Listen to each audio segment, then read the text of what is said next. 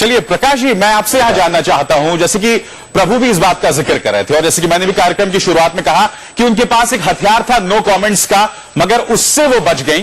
कहीं ना कहीं शिवराज पाटिल पर ठीकरा फोड़ने की कोशिश, और यह भी मान लिया एक तरह से कि पॉलिटिकल प्रेशर था। क्या कहेंगे आप संक्षिप्त में?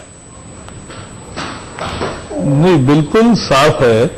हम एक व्यक्ति की जो चर्चा कर रहे हैं ना कि शीला जी की भूमिका क्या है और इनकी क्या, होम मिनिस्टर जो पहले थे उनकी क्या है।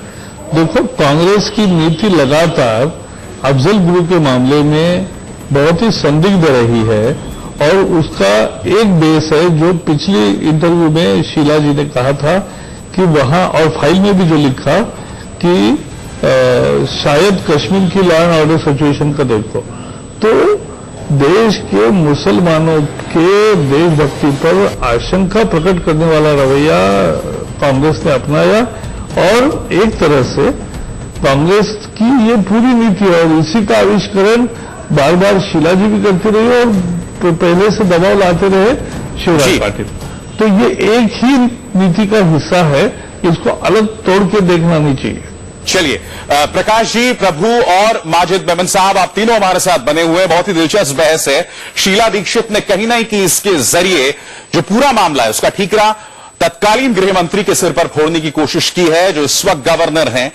जी, हमारे सामने सवाल ही है, आखिर अफजल की फांसी पर यह कैसा खेल? क्योंकि शीला दीक्षित जब कहीं ना कहीं इसका ठीकरा तत्कालीन गृह मंत्री शिवराज पाटिल पर फोड़ती हैं और अप्रत्यक्ष तौर पर यह भी मानने को तैयार हो जाती हैं कि उन पर पॉलिटिकल प्रेशर था, तो आखिर शीला दीक्षित क्या कहने की कोशिश कर रही हैं?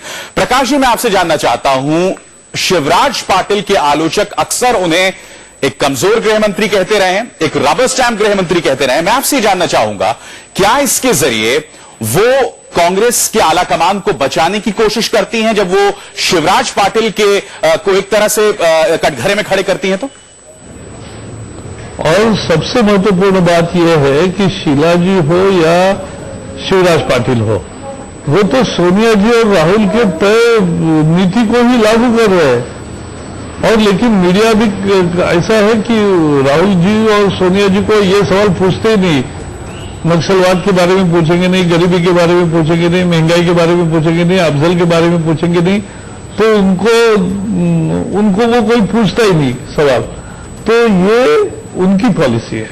हमें समझना चाहिए कि ये मनमोहन सिंह जो 3 पोस्टर पे चित्र लगाती है कांग्रेस, तो मनमोहन सिंह, सोनिया गांधी और राहुल गांधी, ये तीनों का ये यानी कांग्रेस का पूरा विचार ये है कि अफजल की फांसी को लंबित किया जाए।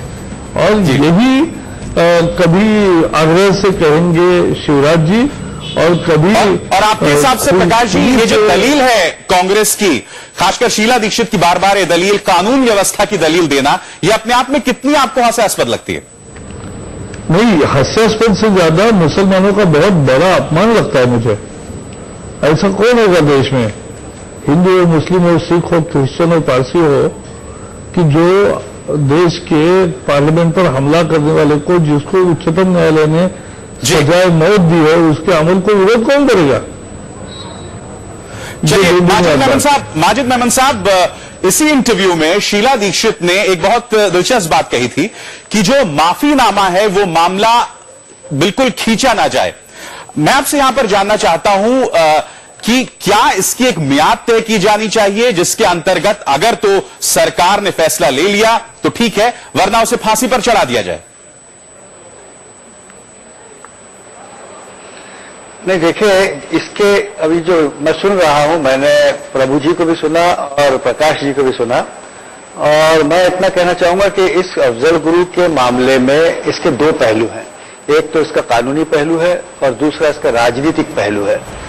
मैं प्रकाश जावड़ेकर साहब को बड़े अदब से ये पूछूंगा कि कभी कभी जब आप सरकार में थे तो आतंकवाद की अगर आप बात करते हैं तो कंधार के मामले में आपने तो खूंखार आतंकवादियों को जेल से लाकर छोड़ा था, मजबूर हुए थे आप, कोई कारण था उसका।